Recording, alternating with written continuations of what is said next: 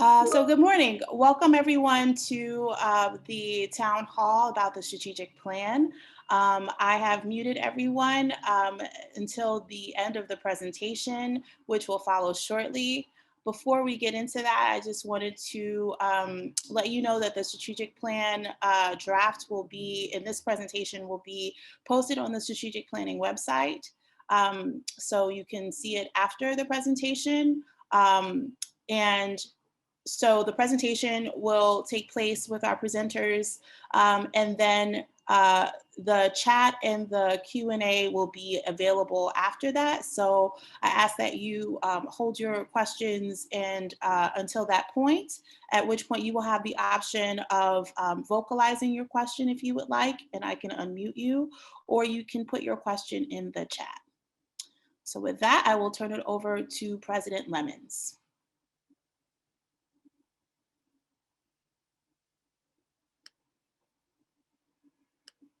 Going to ask you to unmute, President Lemons. So we'll start again. Thank you, Yoshunda, and good morning, and thank you for participating in this important town hall. I want to begin by thanking the strategic plan co-chairs, Provost Peter Nwosu and Professor Ann Rice, and I also want to thank Vice President Don Ewing Morgan and other members on the steering committee, and finally, all 104 members of the campus community who were part of this plan, who played some role as it has been in development over the past year and a half.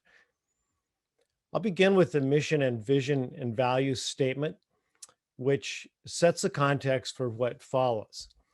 So that will be what you'll be seeing in the next slide, and we'll put it up as I make some comments about it.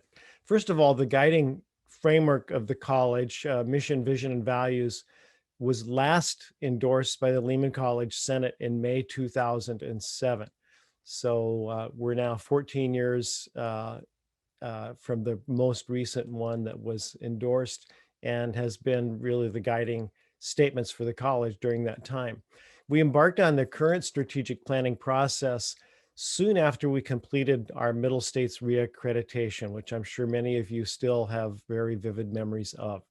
It's a step that we're required to do as part of our accreditation. We need to always have a strategic plan in place. There was a kickoff meeting for the mission, vision, and values part of this back in July of 2019.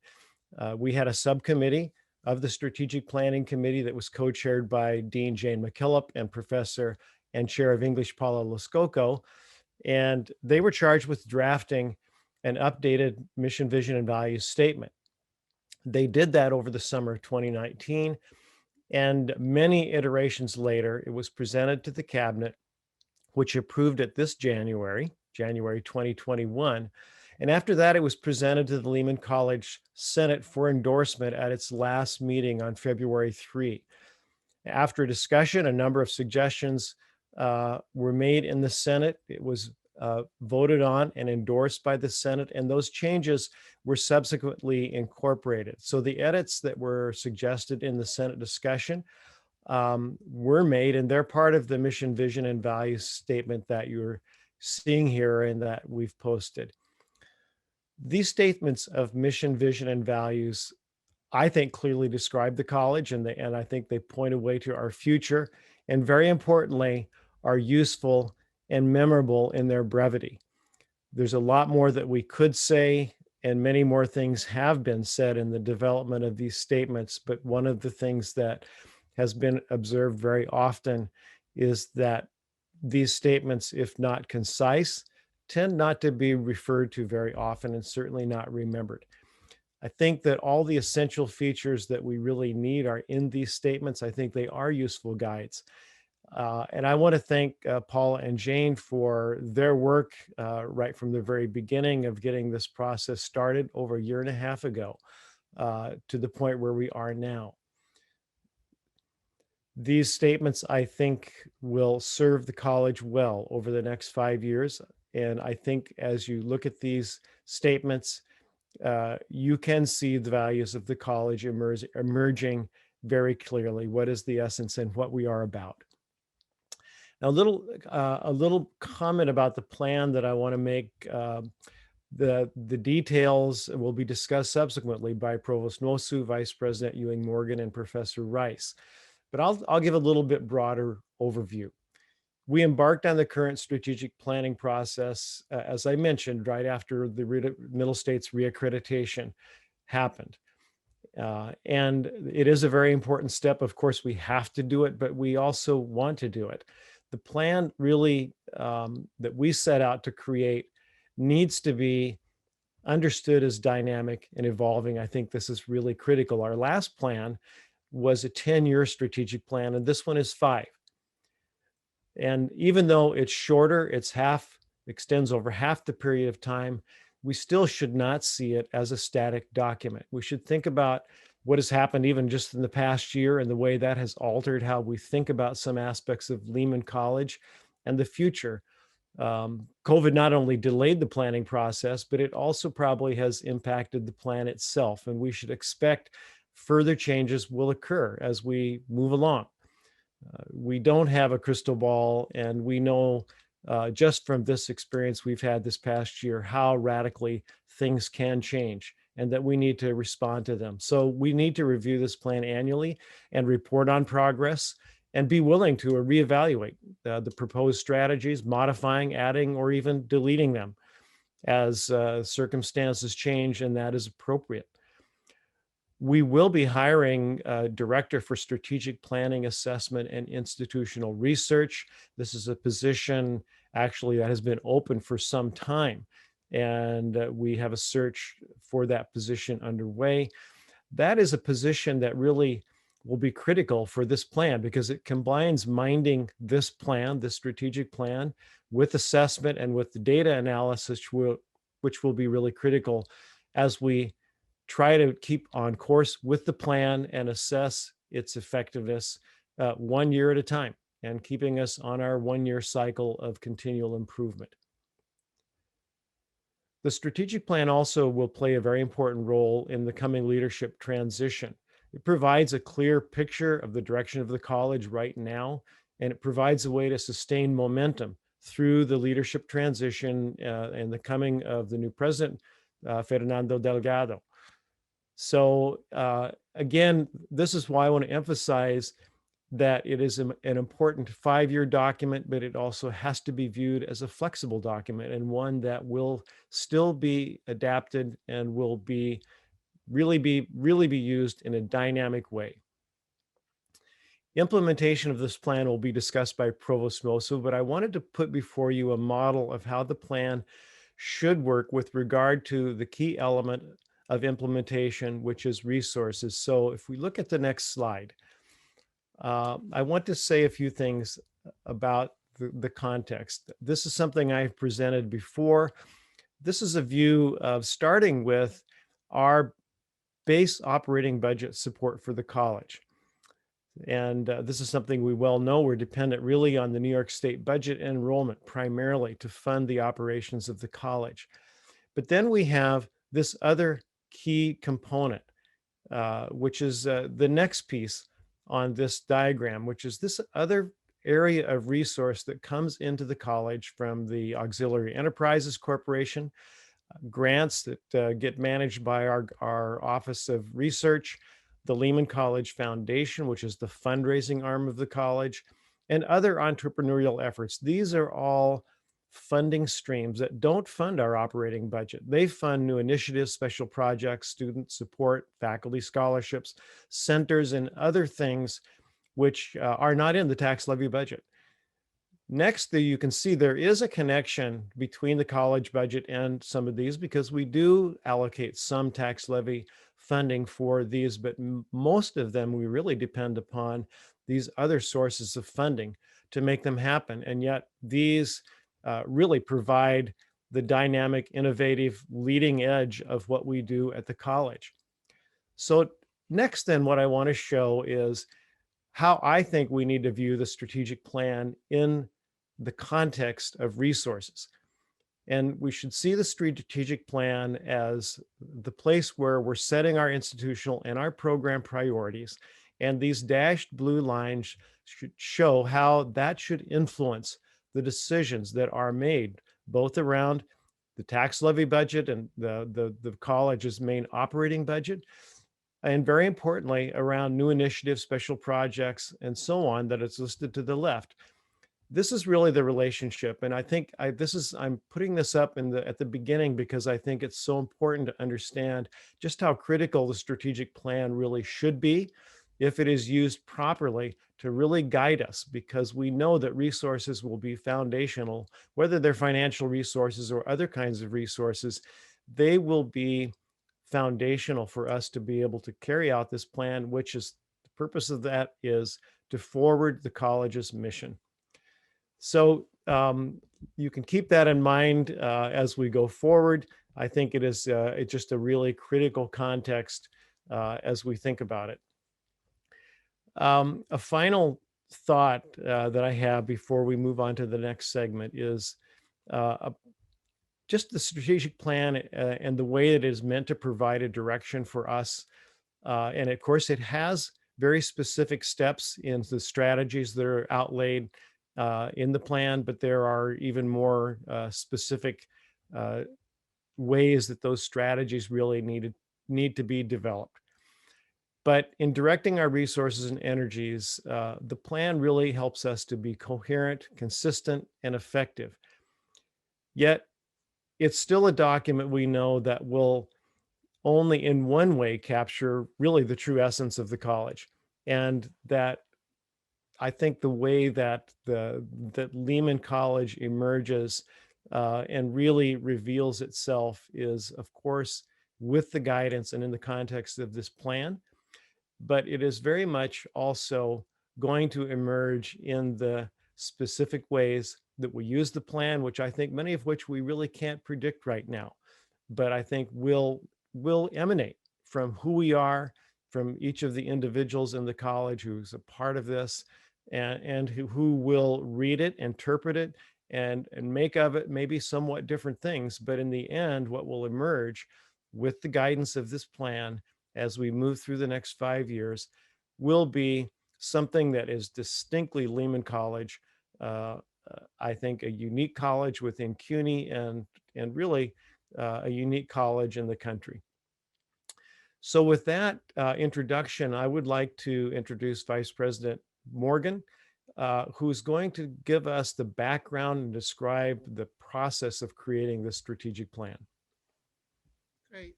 Thank you, President Lemons. And if I can just see the slide with the timeline, please.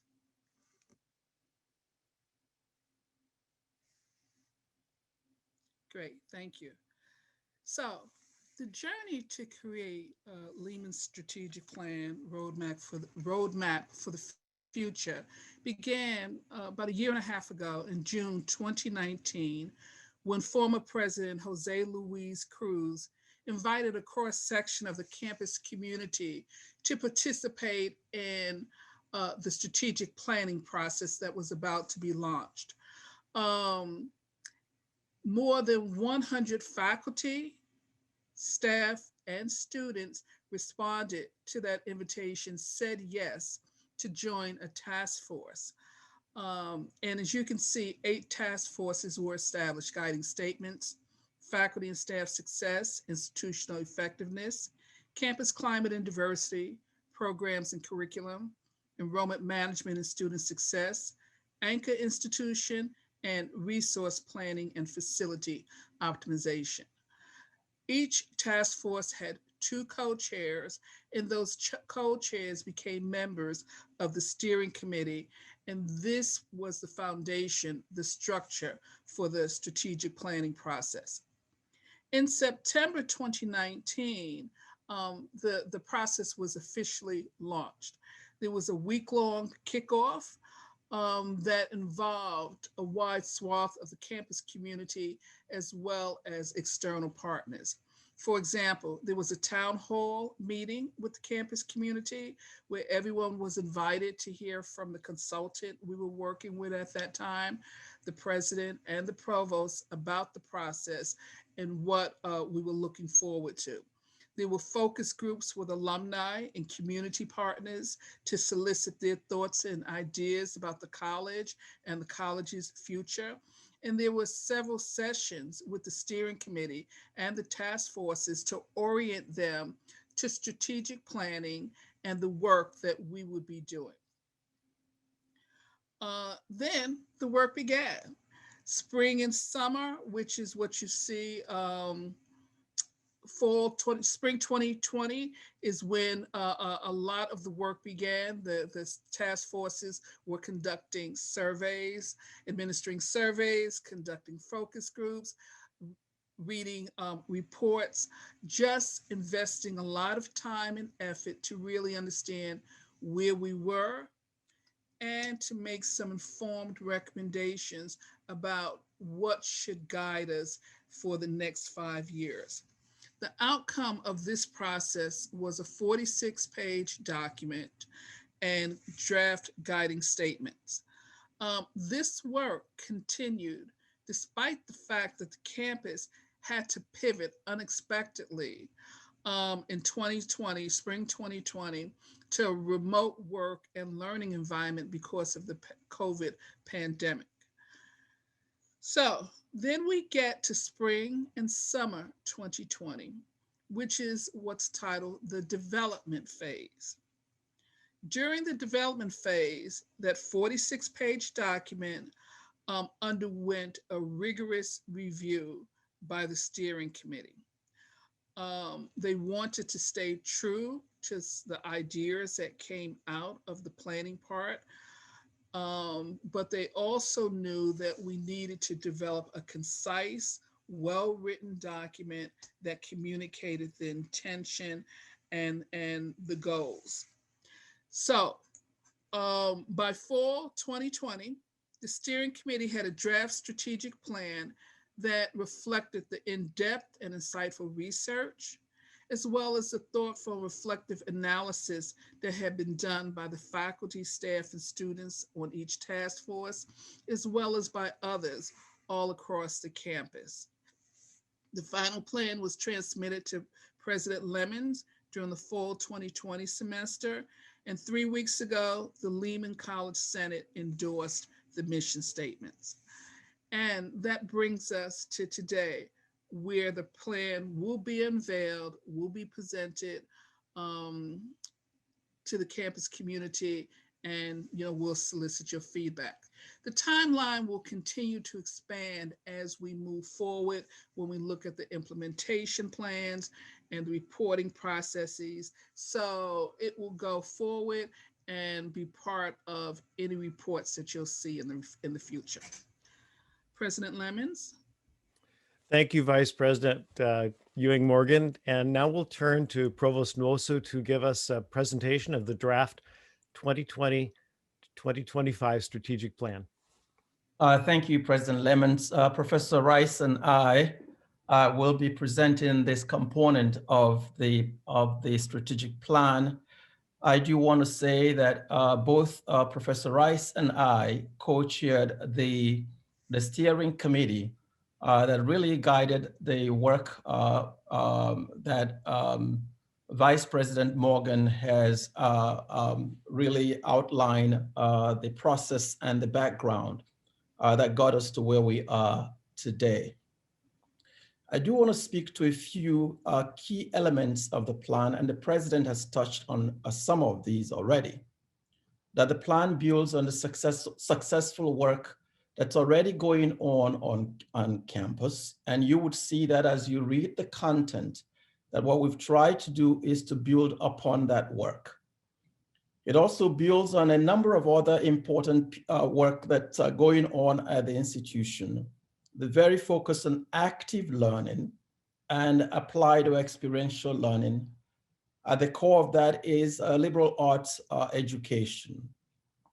There is also a focus on educational attainment in the Bronx, and you'll see a commitment to social justice, as well as finding innovative solutions to the challenges that we face, as well as opportunities that emerge for us in the region.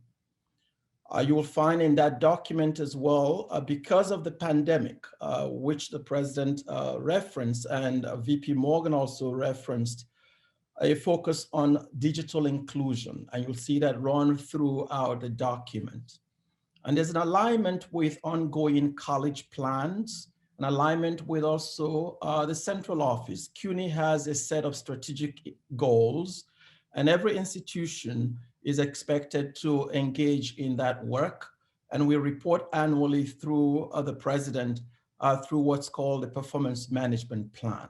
And so this document is an alignment also with our system office as well. And the president has talked about a 5-year plan, which takes into account current realities, the COVID, and certainly the changing higher education landscape, which is why it is important for this document to annually be reviewed, changes made, things included or excluded, and revised consistent with that changing higher education landscape.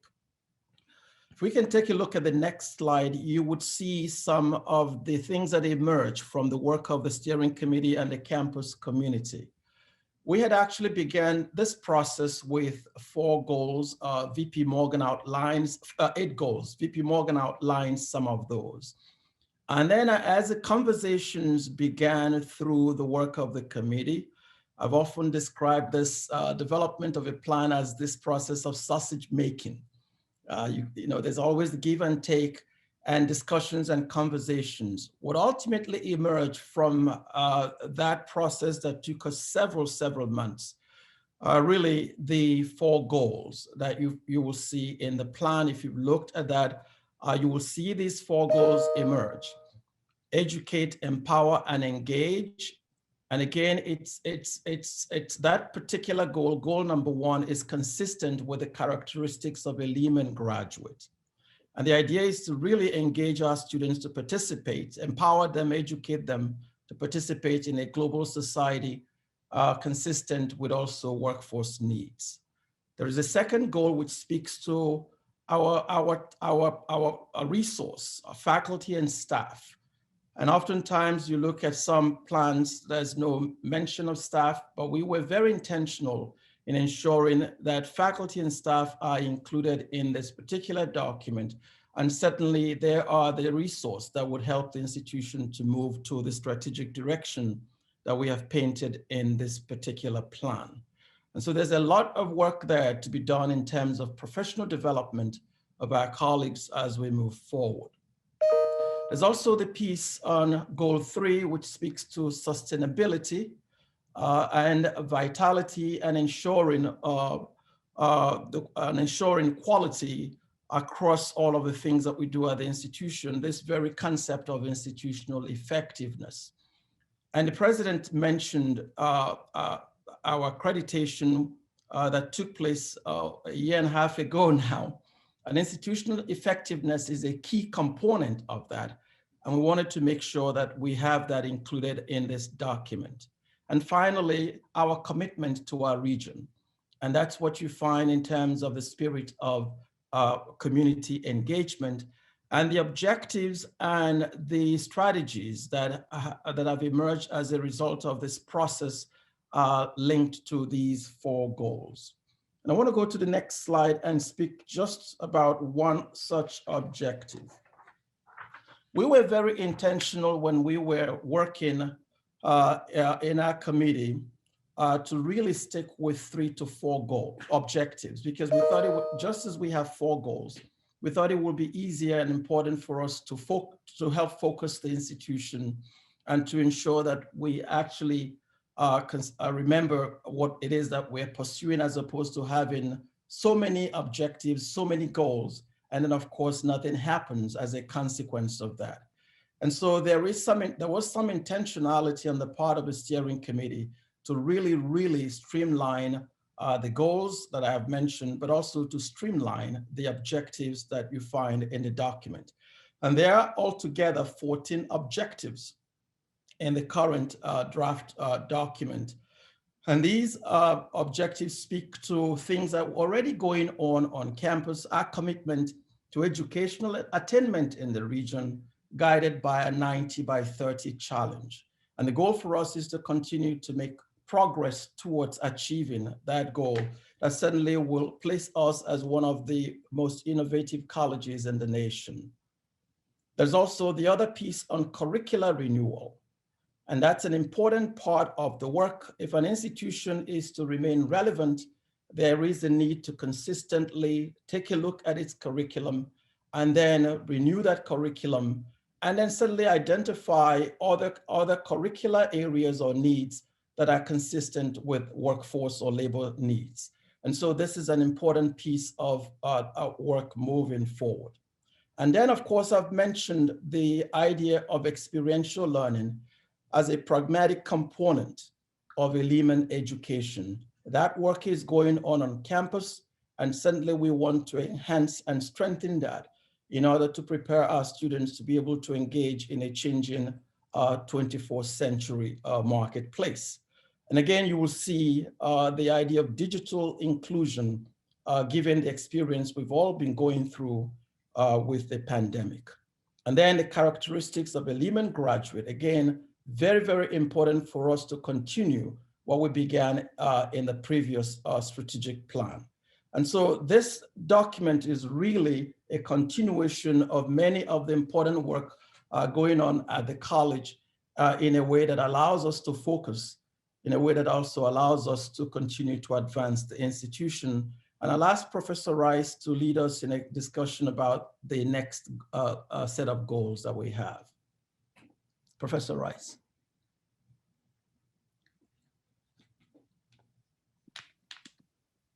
Thank you, Provost Mosu.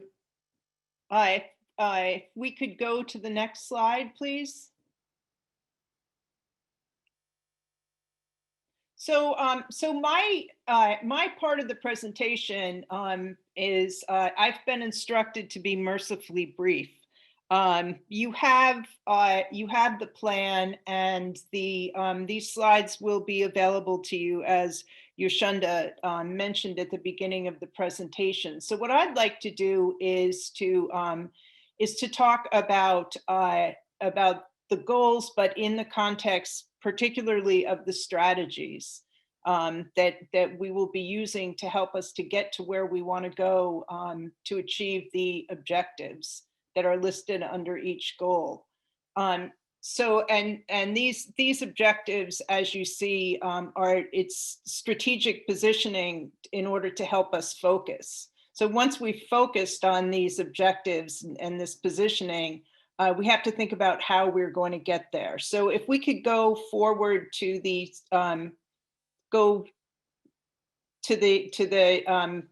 past goal 4, which the provost did a really good job of explaining. Go to the strategies, please, Migdio. Forward the slides. Yes, thank you.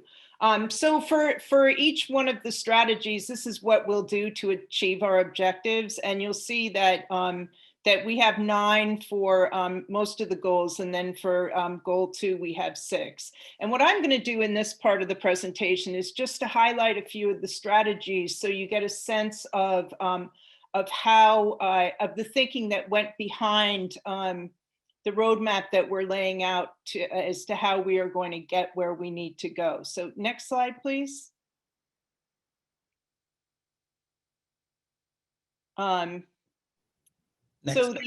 Next one. Yes, please. Great, wonderful. So when we look at the first goal, which is to educate, empower, and engage the students to participate in a global society and meet workforce needs, for instance, we could look at strategy 1.2, which is it's really important to launch the teaching and learning commons. And it's particularly important because we are one of the only CUNYs that does not have a teaching and learning commons, and we already have the funding for it. So this is a practical and measurable thing that we can do to achieve our objectives and goals. Next slide, please. Goal 2. Thank you. So goal 2 is to enhance faculty and staff success.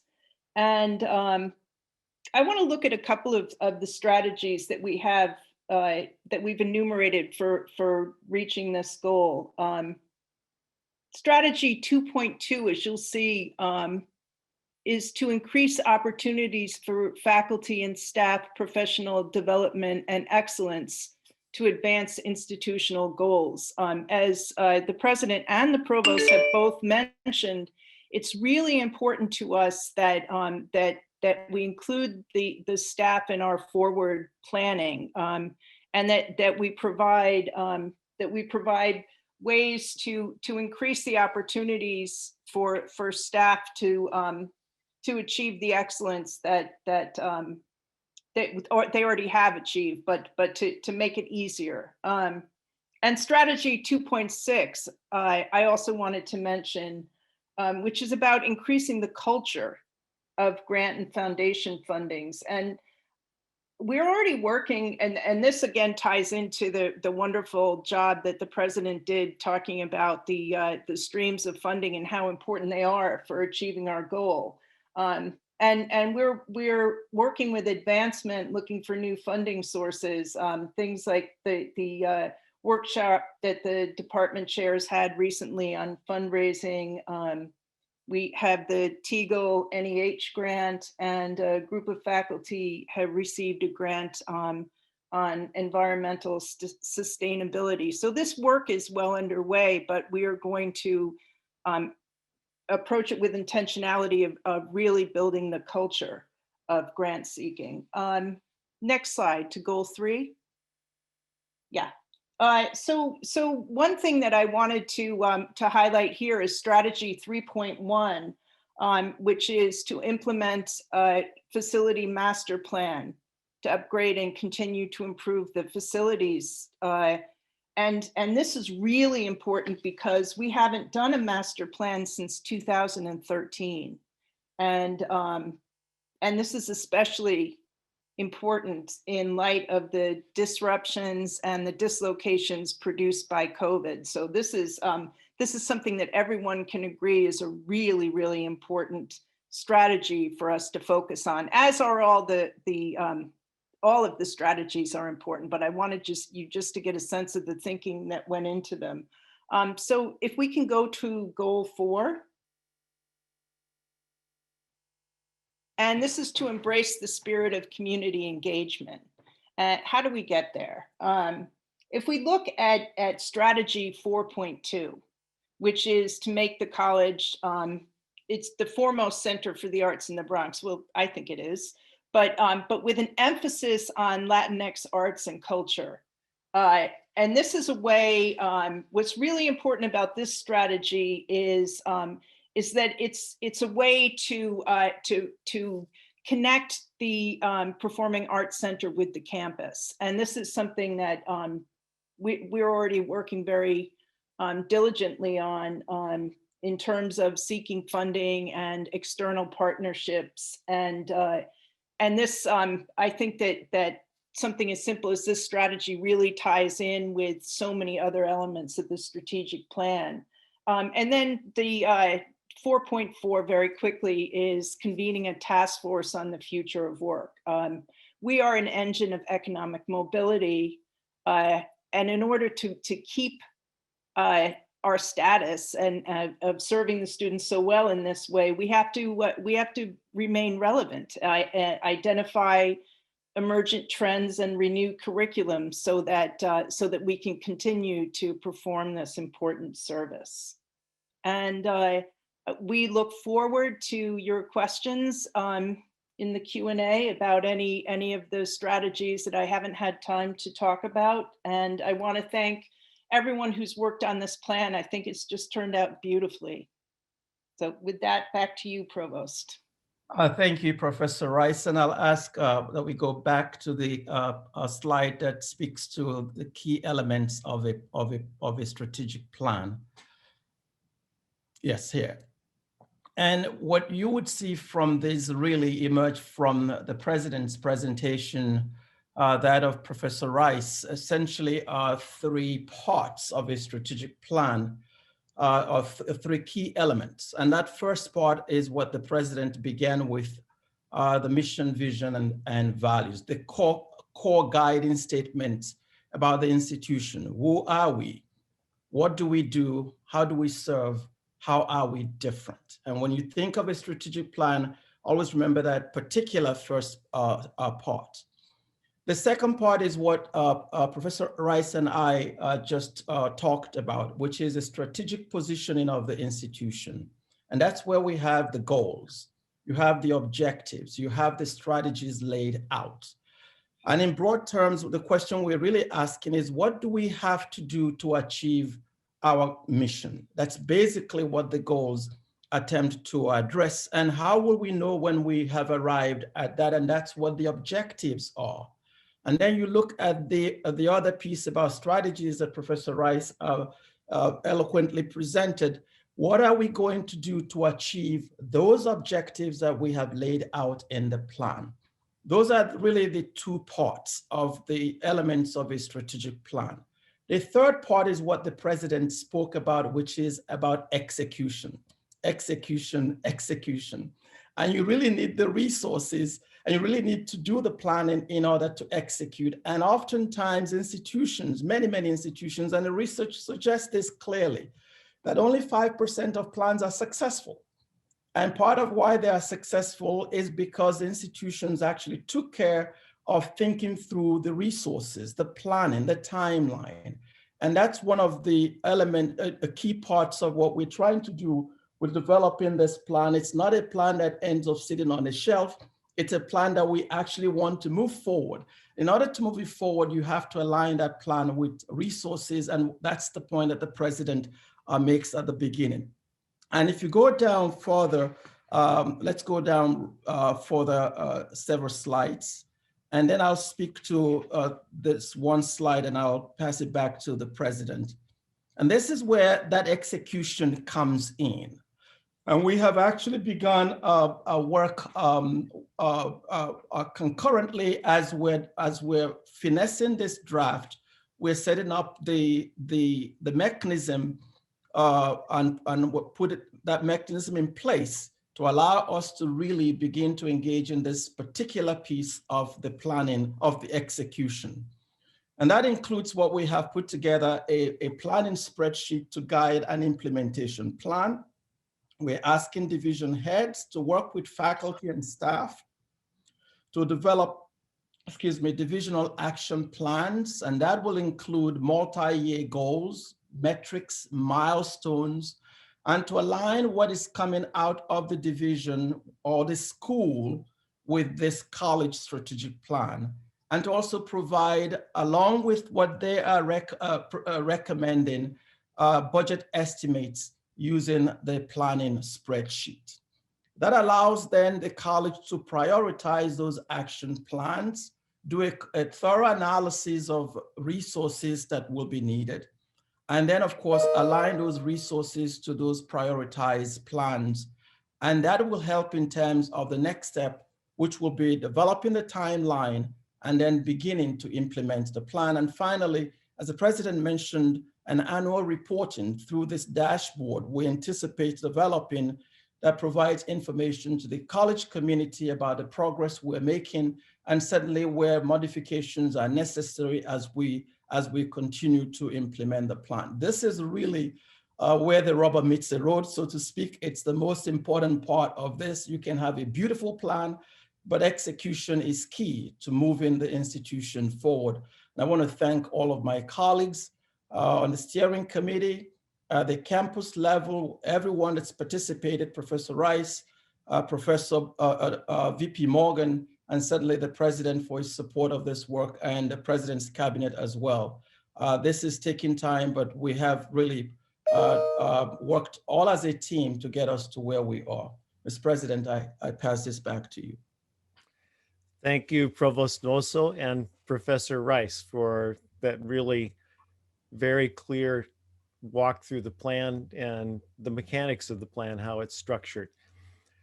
This time we would like to have a period for Q&A and discussion of what's been presented, and hopefully those in attendance have also had a chance to read through the plan in advance of this session.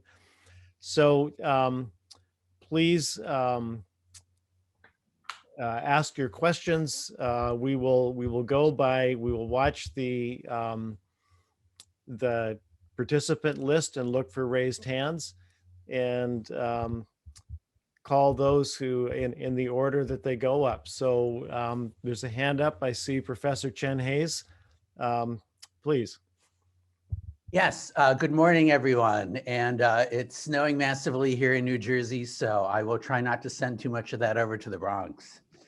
Thank you. I really appreciate the time and energy that has gone into this. It's really clear that our colleagues have worked really hard, and I appreciate that very much. I'd sent for my comments earlier. I don't know if you all had seen them or not. I also put them out on Twitter, so the world has seen them.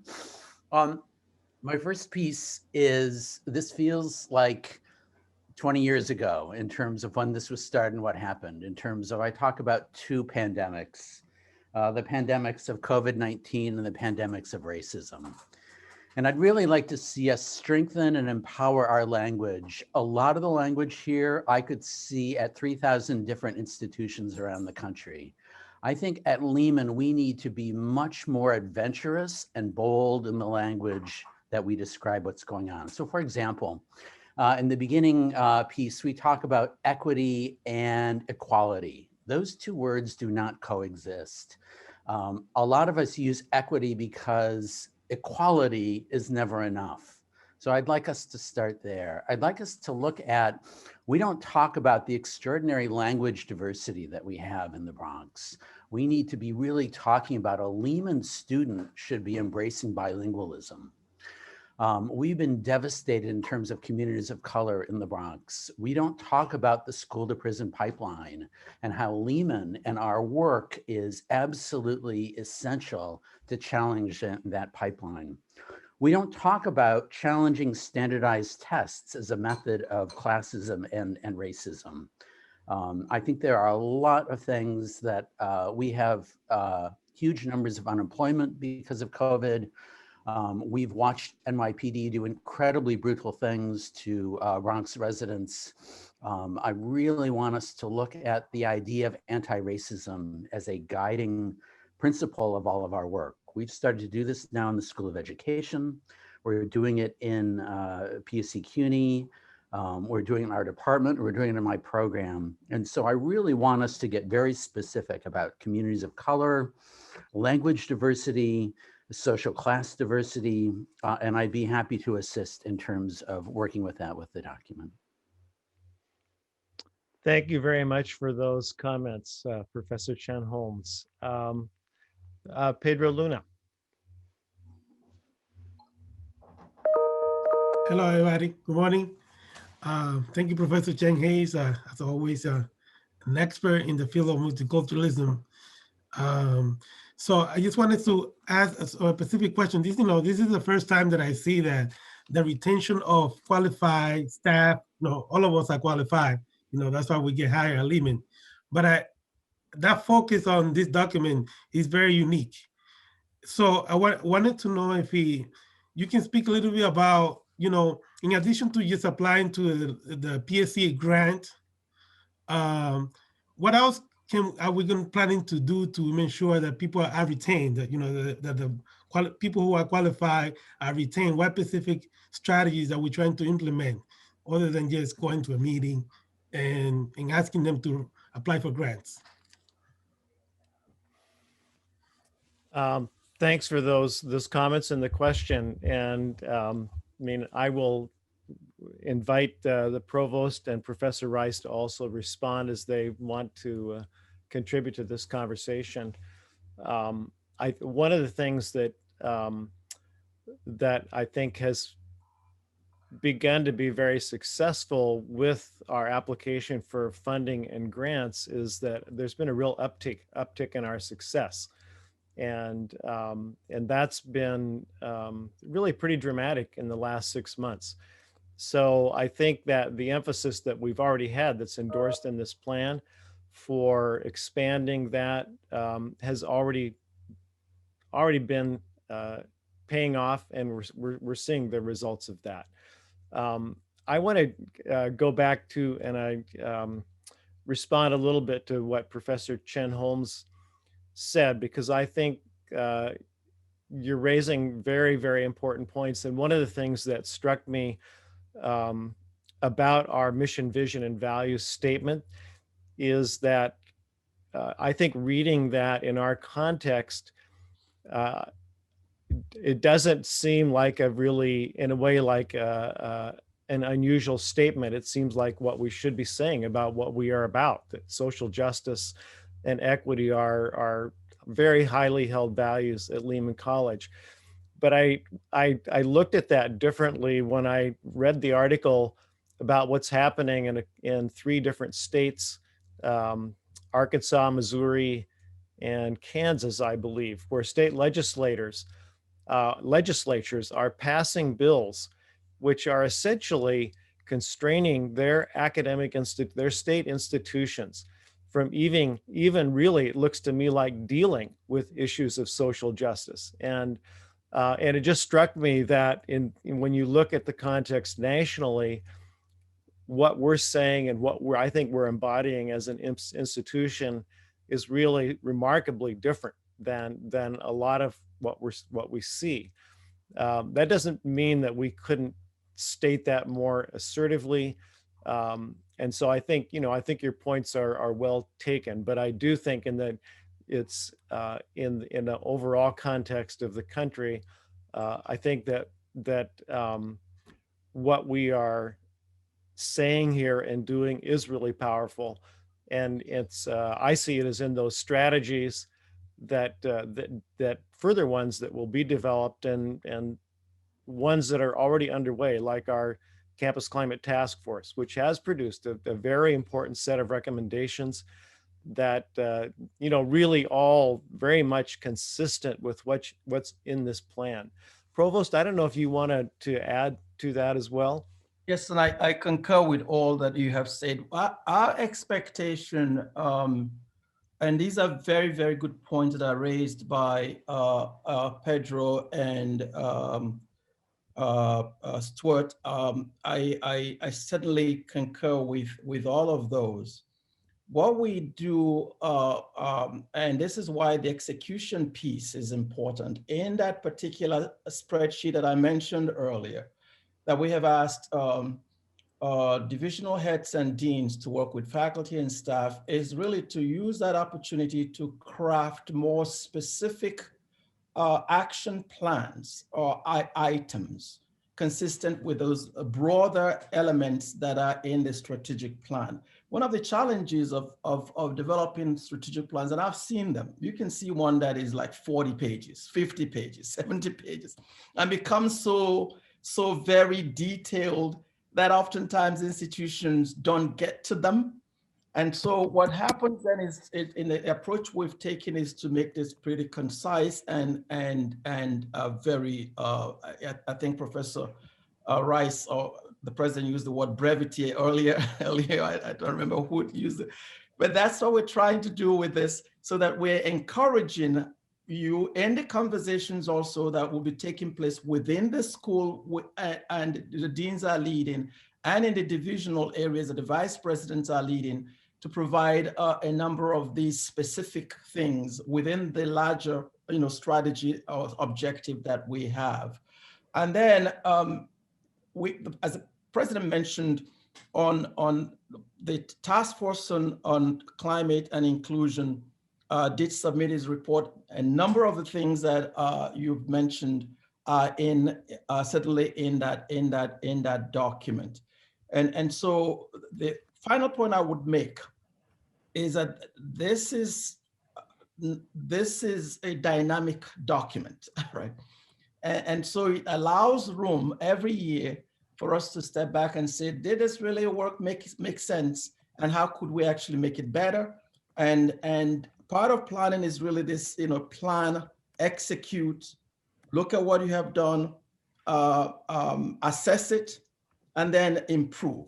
And then you go back again through that process. So that's what we're hoping will happen with this. But those are excellent points that you both raised. So let's move Thank on, Professor Roldos. Well, thank you again. I myself are new to CUNY and to Lehman. So this is my first time reading this document and participating of such discussion. So not only did I serve as a professor at the Department of Health Services and Administration, but I also serve as director of the Institute for Health Equity. And one of the things that maybe as I bring as a suggestion is on the granularity of the goals. So when we're talking about, and I'm piggybacking on Professor Luna's comment here, is that professors have different stages through the professorship. So early stage is not the same as mid-career or even the most advanced tenure professors, and that the metrics of how you're gonna ensure their scholarship as well as their contribution to the institution are radically different. Because the expectations of that each one has in different of these stages are different, because we are challenged with different measures of success and the different stage of career development that you may are in. So I think that would be maybe one of my suggestions, that when you're looking at these retention markers, is that you consider the different stages of the career. And maybe identifying those barriers as those stages progresses. We have, me from where I sit, in being part of other institutions that have gone through strategic plans. I am doing my own strategic plan for the Institute of Health Equity, is that we always talk of different stages of that career development process. So that's kind of one comment that I have. The other comment that I have is that I do think that the community engagement with the community sometimes is spoken from a very high level type of a perspective, right? So like the community of the Bronx, but really when you look more closely, you see that there's 26 different environments within the Bronx, that there's a lot of diversity in the Bronx, and that if you look at the zip codes that we are around our campus are radically different from the ones from the East. And this may be my own little bias of being a researcher that does a quantitative type of analyses and trying to get down to the real causes. So if I may, my only suggestion here would be that as the metrics are developed, that they also consider the granularity of not only the staff, the faculty, as well as the community that we're trying to have an impact, to also consider the differences that these different shades of white to gray and from gray to black, or whatever you want to, want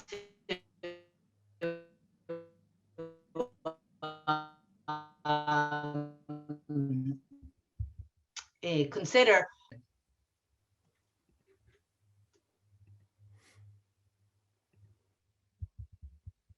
I think we lost Professor Roldos there.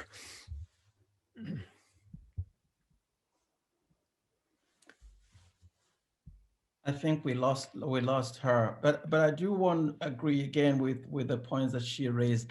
That's why it's important in terms of developing the metrics and the outcomes, that it becomes very contextualized to the particular realities of a division or school.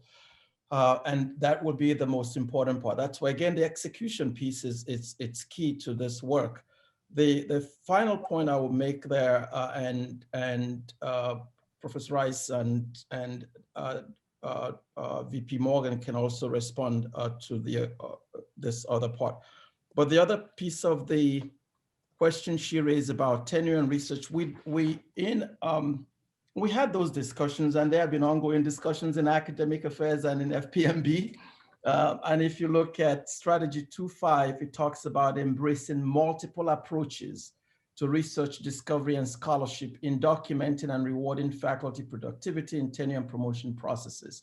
And if anyone who's heard me speak, I speak about the Boyer's model of scholarship as a way to expand the importance of these other dimensions of our work. And that's something that we hope that will be an important component of this document.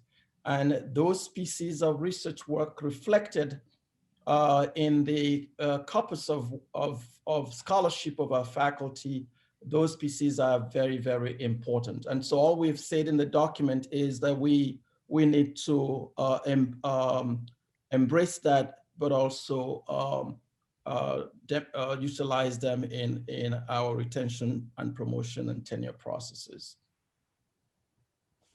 So I'm sorry, I think that I got cut off. We lost the last little bit of, yeah, so. So let me just to say my second point, because I don't think my second point was heard, was that this level of granularity, which is also needed to understand the career path through professorship in a very competitive field that we are all chosen to pursue, is needed so that we can establish metrics that are actually attainable for the different stages of career development. But the other thing that I was trying to convey was also that when we speak about community engagement, is also important to understand the granularity of the communities we're trying to impact as well. So we have 26 zip codes in the Bronx, and of those 26, the zip codes that are around Fordham and Lehman are radically different than the other zip codes around our communities, and that maybe we should, push a little bit further and not only say we want to have impact on the communities that we serve, but we also want to create coalitions. We want to create networks. We want to create advisory boards, and where these coalition networks and advisory boards are placed geographically, even within the Bronx, is important. So because as we develop our scholarship, as we develop partners, we want to know where they're located, so we know where we're actually making an impact. And when we are brought to other tables of discussion of what is Lehman doing to do improvements in community health or community in development, we can target our impact as a common goal of professors working in a community, developing common knowledge in the same community. That was my second comment. Thank Great. you. Yeah, great. Those are all great comments. Thank you, Professor Roldos. So Atiya Raja. Yeah, so my question was, I was looking at the strategic plan and I don't see anywhere in the plan where it talks about racism or anti-racism. You talk about enhancing faculty and, faculty excellence, but nothing about anti-racism training for faculty. And I just feel like that is a huge misstep, especially considering the time that we're in and the community that Lehman College serves. And I just thought if you could elaborate on how you plan on incorporating that into faculty development and even community engagement. Thank you very much, Atiya. Part of why we're having these conversations this morning is really to get feedback, and sometimes in developing a plan, you see some things that are there, but also see things that may not be there. And so this is an important feedback. We'll go back and we'll take that into consideration as we revise the document. What we're sharing with you is a draft, but we will spend, and I want to encourage others, if you have additional comments, to share that with us over the next 1 week. And then we'll take those into account as we refine the document. So thank you for that feedback. So I wanted to add something, Provost, to the discussion about retention of faculty, that one of the things, Pedro's question was so good. How do we retain faculty besides just putting them in a room and saying, go and get this grant? I wanted to point out the spirit that runs through the strategies for goal 2, which is one of innovation and thinking outside the box. And I think the comment about being explicitly supportive of anti-racist work is really important, because that's I was part of the Campus Climate and Diversity Task Force, and I also know the thinking that went behind this. And innovative curricula is anti-racist curricula, and the allowing thinking outside the box in terms of funding, in terms of curricula, in terms of gauging what counts as scholarship. Anti-racism should should flow through all of that. And it's great to have these fora because it reminds us that we should emphasize the strengths that are there and maybe not enunciated as clearly as they should be. So I'd like to respond to that too, because I think that is a really good point. And it may be that what I think for some of us, because we have much more familiarity with what is underlying some of these strategies, there's an assumption that isn't so obvious for others who haven't been that involved. But, you know, strategy 3.9, let me just read it to you. What it says is, create and sustain an inclusive campus climate guided by the recommendations of the Task Force on Campus Climate, Inclusion, and Diversity. Now, if you're not that familiar with that task force, and we're about to send a communication to the campus about the recommendations from that task force, because we've already been working on those. But that task force did its work over the last 6 months and did a very good job of developing a set of specific recommendations, which now this strategic plan is essentially endorsing in that strategy. So it's there, and actually in reality, the substance and the action of what's being raised here is very much there. It is solidly there. Everything that actually has been said about anti-racism and equity is there, because that strategy really has that in the work of that task force and what will follow that task force, because I'm sure there will be subsequent ones that will continue that. So it's there, but I still think that even given that, we should think about just how we maybe make that much clearer in that strategy, in that goal, so that so you can't miss it. So you don't have to dig down 3 layers or 4 to understand. But I just want to emphasize that it is very much in this plan, and it is very much already at the stage of a number of actionable steps. So looking for another hand to come up here. I'm sure there must be more comments and questions.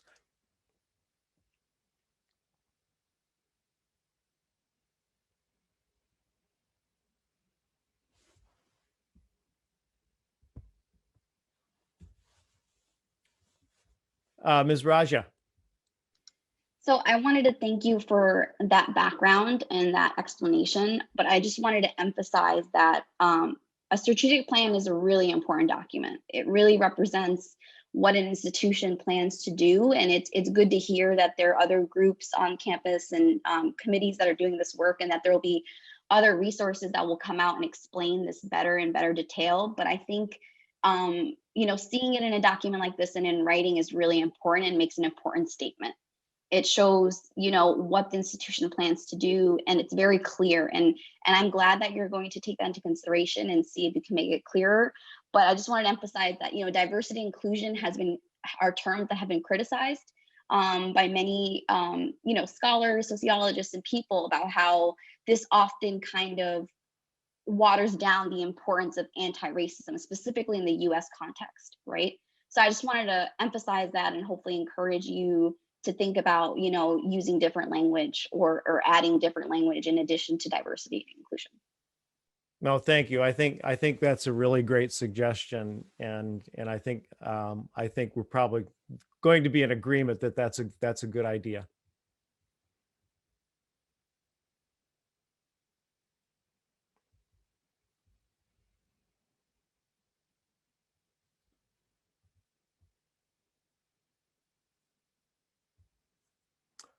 Professor Roldos. So I'm just piggybacking on my colleague's comment, and perhaps maybe even thinking about not only talking about inclusion, but really going the step forward and saying, what is the strategic plan doing to promote a sense of belonging within the institution, so that that sense of belonging actually is sustained and it's better supported not only for students but faculty and staff. I'm just piggybacking on my colleague's comment. Great, thank you.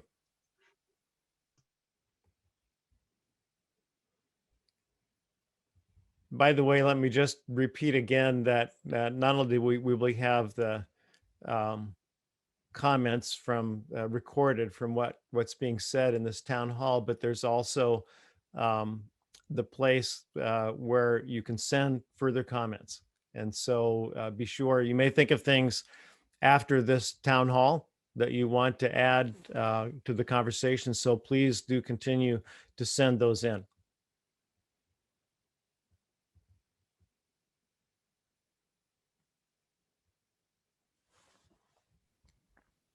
And just so to add to the president's comments, we have till February 25th, which is a week from today, to send in those comments. Professor Waring. Hi, so I was lucky enough to, or something, to participate in this from the beginning. And I will say it was a really powerful process, and many of these topics were discussed. But I just cannot resist maybe wordsmithing a little bit. And I feel that goal 1 starts off with this aspirational big idea of engage, educate, empower, and engage students to participate in a global society, which I think is really what it's about. And then it has tacked onto it, and meet workforce needs, which really seems like an afterthought and also not necessarily appropriate for a baccalaureate level students. I mean, workforce in higher ed usually refers to either high school, what SCPS does beautifully. And I think we do want to reflect the whole college, and the SCPS plays an important role. And I think we also are highly aware that we want to compare bachelor's and master's and now doctoral students to go into careers that are powerful and impactful and require education. But it just seems a little bit lacking in felicity to just kind of tack it on at the end there. And it seems much less big. And and speaking of, it just, I think it could be wordsmithed some more to still get the point that we're including all the students at Lehman, including the half that are in SCPS, but also, and that we want students to be ready to go into jobs and careers, but maybe just phrase it slightly differently. So I'm sure the provost will want to respond to this. I think that's a great discussion point, but let me respond to what you're saying. And I'll use a very specific example. We just began about a year ago a program with Braven, which is a career-focused program, and it is now embodied in a 3-credit course, but also a really powerful mentoring model, which is for students in their junior and senior year to really prepare them to move beyond their bachelor's degree onto their next step. We are doing this, and it's really interesting. And I'd actually encourage you to look up Braven and look up their most recent report. One of the things the reason that Braven exists and the reason that we're in a partnership with them is that when we look at where our students go after graduation, and we're getting better and better data. Some of that is from the Raj Chetty Opportunity Insights database, but it's also coming from other places where we can look at where our graduates are going after their degree. Now, I think we're all going to be in agreement that what we're doing with our education isn't just about careers and income. But let's face it, it is very important. And it is just a key part of what we're doing. It's not one or the other, it's both. What Braven has found is that graduates of color, when they go into the workforce, their average salaries are about $20,000 a year less than students who are coming out of other white students, and particularly coming out of other institutions. And what they have done with this program, and the reason that we're working with them, is we not only want to educate our students, we want to make sure that they actually get on the right paths for their careers, so they actually really realize the benefits that they should be realizing because of their talent and their abilities and their hard work. So I guess I'm pushing back a little bit on that, because I think that I see these, particularly that empower piece, as kind of consistent with that. And I think it is just a reality. And when we look at, and we've had a lot of discussion today about equity, and it's very clear for anybody who wants to look at the data and what's happened in this country, that we are so far in an economic sense from any form of equity. And that has everything to do with the opportunities that have been available and where the roadblocks have been. And I think that I personally, I recognize how important it is for us to see that and to specifically address it in what we're doing. And again, I want to emphasize, we all know the importance of the liberal arts education. We all know that that is absolutely the cornerstone, it's the base, and it's really what is going to, in the long run, is going to make people's careers. It's those liberal arts bases that they receive at Lehman. But I feel like specifically acknowledging this career piece, workforce, is really important. So Provost, I don't know, what you would want to say about that. I think you've captured it, and I just want to underscore what one of the students shared with us. You recall in the meeting, we actually sat back to watch one of their engagements in this Braving class. And one of the things the student said to us was how much she learned from this experience. What the program does is to partner students with industry, folks in the industry who serve as coaches. And then they work with them over time, even when students have graduated. And within a 6-month period, the expectation is that they secure that employment. And that's what the students have said to us. But we also know that there are other things the students want to do. Yes, they want to go to grad school as well. And so we continue to work in that regard as well, to ensure that students are very well positioned. They don't really have those exposure.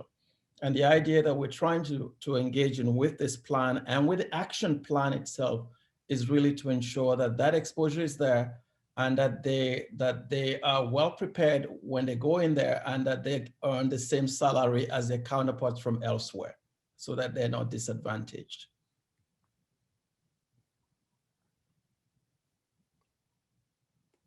And we never really, we'll look at the comments and we'll see if there's any way we can wordsmith it.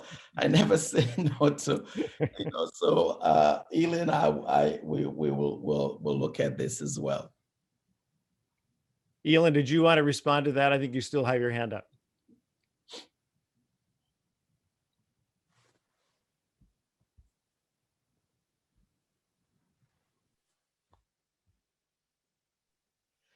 Yes, I'm all for that. I've observed Braven. I think it's great. And I'm all for that. I'm talking about saying maybe we could say for their careers rather than meeting the needs of the workforce, which is not about the students. Mm-hmm. It's about the workforce. I want to meet the needs of students to enter into lifelong careers, lifelong learning, all that stuff. But meet workforce needs, to me, just reads like I'm going to industry and training people for specific jobs, whereas what I think Braven is doing with the mentoring model and what CEDC does, and all of what we're aiming for, is really to prepare students for a career, and definitely well paying, and definitely what they aspire to. But I just that's why I said it was really more about wordsmithing rather Yeah. than content. Sure, I see what you're saying, and I think what you're seeing is that it seems to shift the focus away from the student, that second clause there, rather than keep it on the student. Exactly. Thanks. Got it. Makes sense. I got, yeah. Basilia.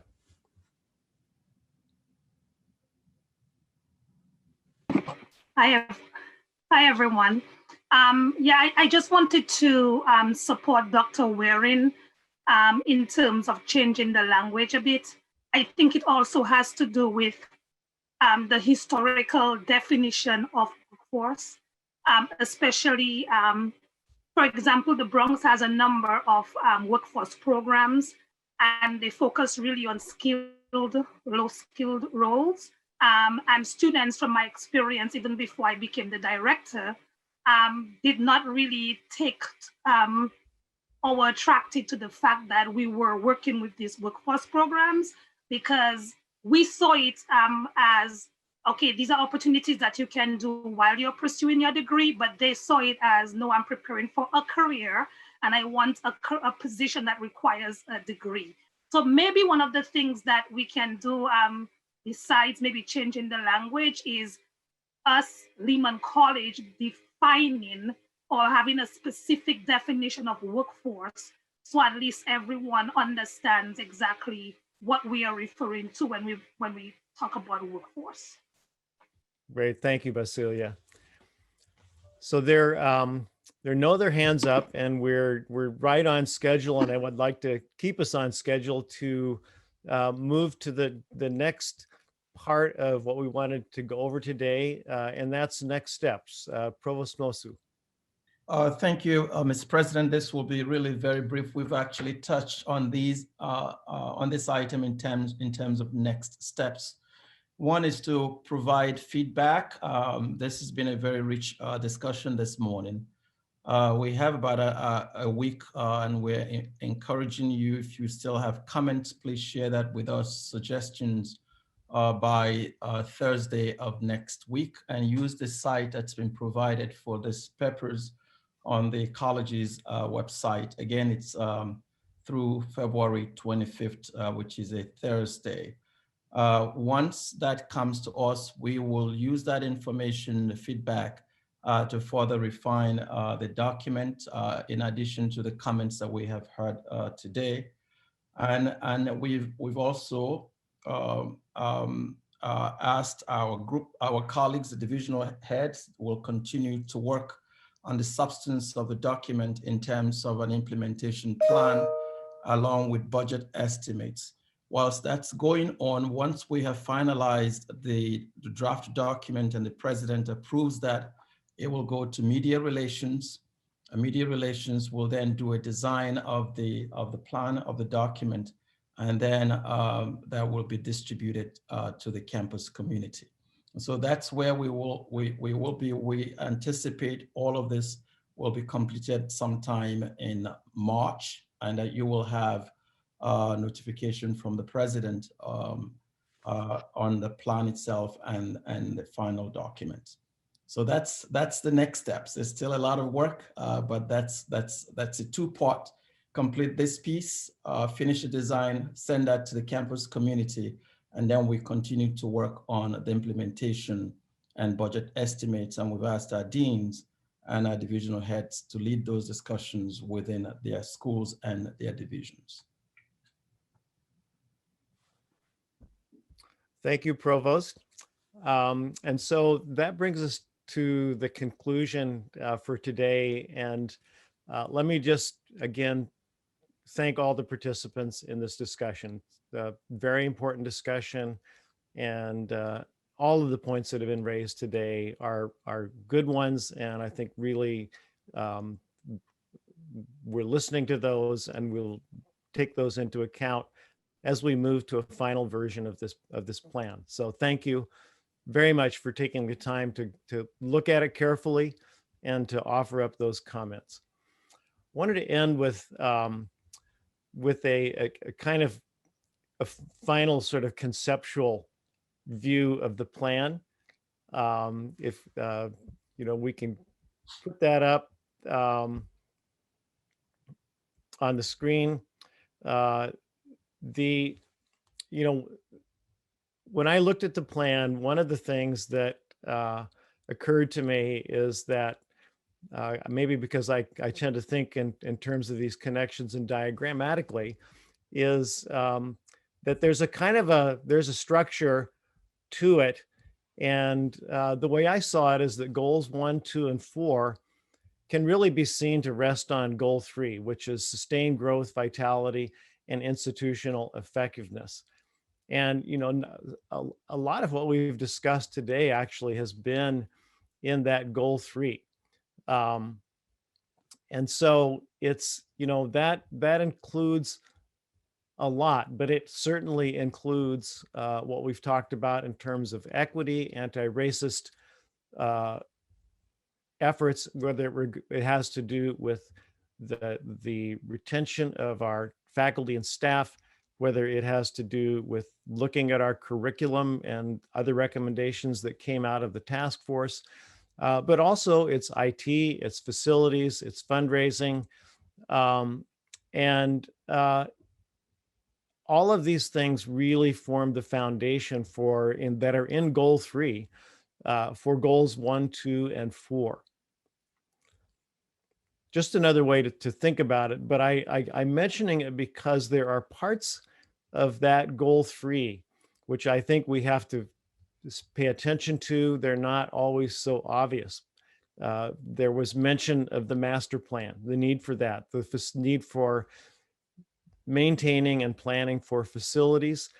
And all of these things are really critical. They're not always the first things we think about when we think about investing our resources, but they really underlie our ability to do all these other things. Infrastructure, both hard and soft, and defining that very broadly is just essential. At the beginning of the town hall, I placed the strategic plan in the context of financing.